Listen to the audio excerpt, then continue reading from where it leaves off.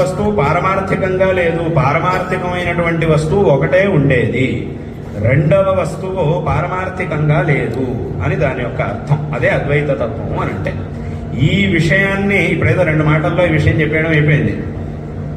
విన్నప్పుడు కూడా ఏదో కాస్త అర్థమైనట్టుగా ఉంది. కానీ దీన్ని ఇలాగే మననం చేస్తూ చేస్తూ చేస్తూ సంపూర్ణంగా దాన్ని సాక్షాత్కరించుకున్నప్పుడు, అనుభవంలోకి తెచ్చుకున్నప్పుడు, ఉన్నది పారమార్థికమైన ఒకే ఒక వస్తువు, రెండవ వస్తువు అనేది ఏదైతే ఉందో అది కేవలం వ్యావహారికంగా మాత్రమే ఉండేది, అసలైనటువంటిది ఒకే వస్తువు అనేటటువంటి ఆ విషయం ఎప్పుడైతే మనకు అనుభవానికి వస్తుందో అప్పుడు మనకి ఇంకా ఏ విధమైనటువంటి దుఃఖము అనేది ఉండదు అనేటటువంటి విషయాన్ని ఇక్కడ చూపించారు.